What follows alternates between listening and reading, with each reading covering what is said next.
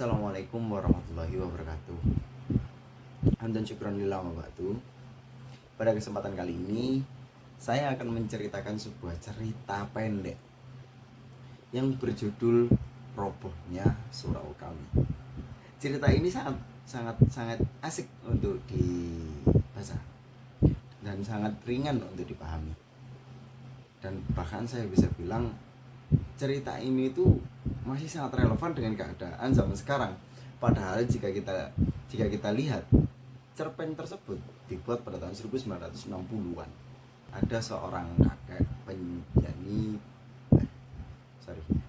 ada seorang penjaga surau. Tidak disebutkan namanya siapa, cuma biasa disebut sama warga sekitar itu kakek. Beliau ini mempunyai keahlian mengasah pisau. Biasanya orang-orang sekitar itu minta tolong sama si kakek karena ya asahnya lebih bagus daripada warga sekitar gitu loh. Dan juga orang-orang itu biasanya ngasihnya kalau nggak uang ya rokok atau kebutuhan pokok lah istilahnya untuk memenuhi kebutuhan sehari-harinya.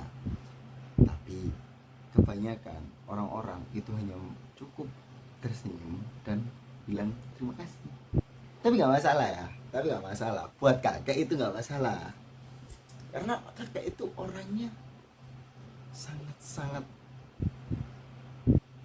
anti duniawi kalau kita bisa bilang, karena si kakek ini sangat menjauhi dari apapun tentang hal yang berbau duniawi gitu. Pokoknya beribadah sama Tuhan.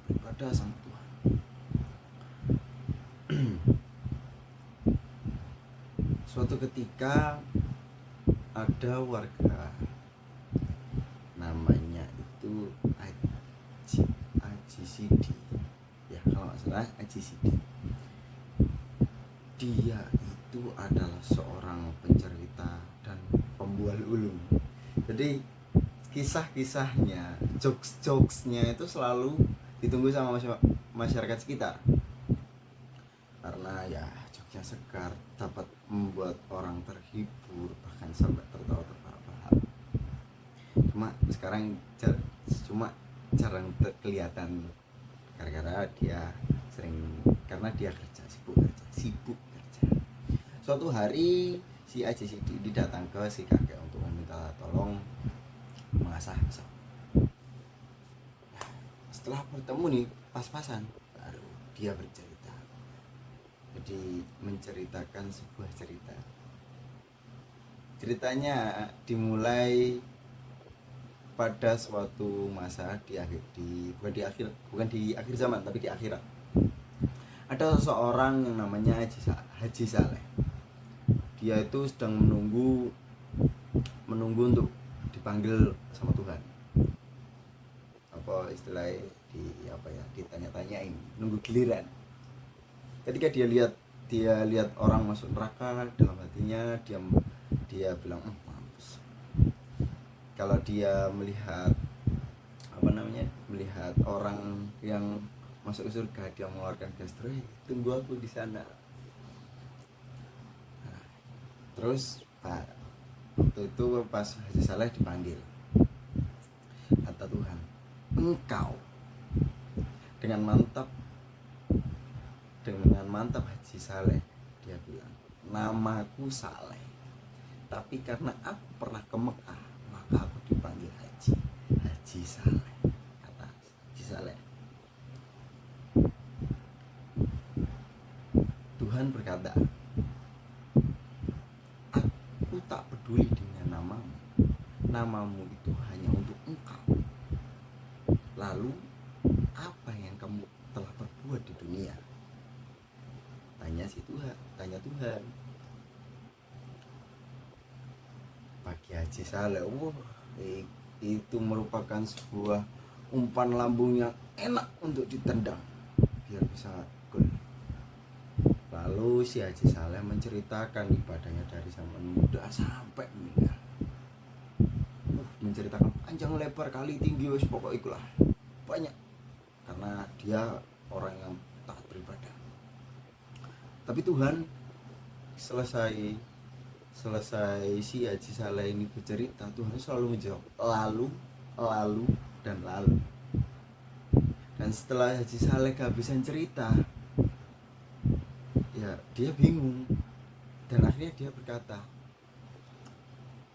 jika aku lupa dengan ibadah yang telah aku perbuat di dunia, maka tolong berikan aku sebuah pengingat, kata si Haji Saleh. Lalu Tuhan menjawab, baiklah, jika seperti itu, masuklah engkau ke dalam neraka. Si Haji Saleh bingung, resah, gelisah.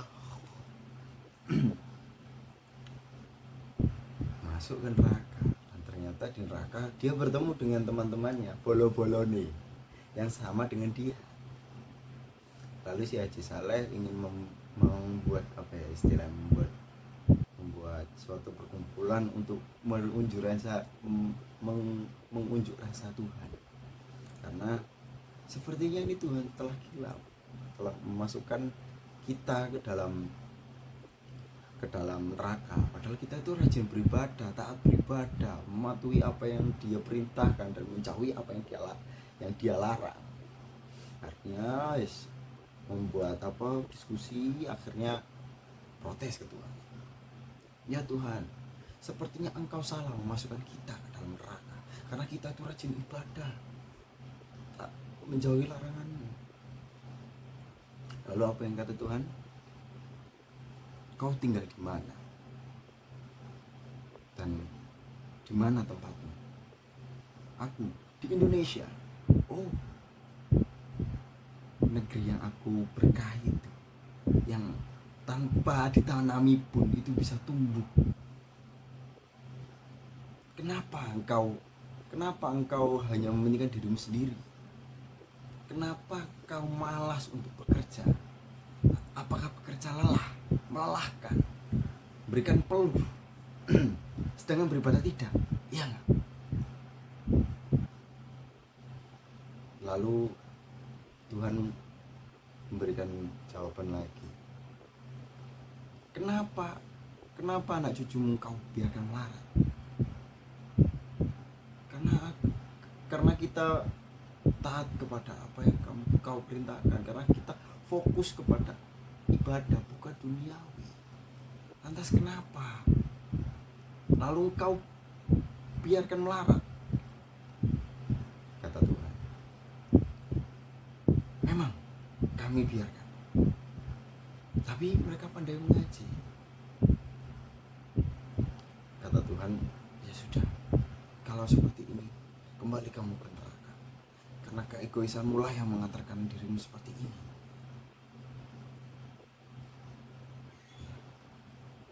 Di akhir cerita, setelah Haji Sidi ini menceritakan kepada si kakek ini resah, gelisah. Kenapa seperti itu? Ya karena itu sesuai dengan perilaku kakek selama di dunia, dengan seorang Haji Saleh yang diceritakan sama si Haji Sidi. Lalu suatu hari ditemukan kakek mati dengan cara yang mengenaskan, yakni menggorok lehernya. Semua warga mengurus pemakaman tersebut, namun satu orang lah yang enggak ikut mengurus pemakaman, bahkan tidak hadir, yaitu Haji Sidi, karena dia sibuk bekerja. Sekian dari saya, kurang lebihnya mohon maaf. Wassalamualaikum warahmatullahi wabarakatuh.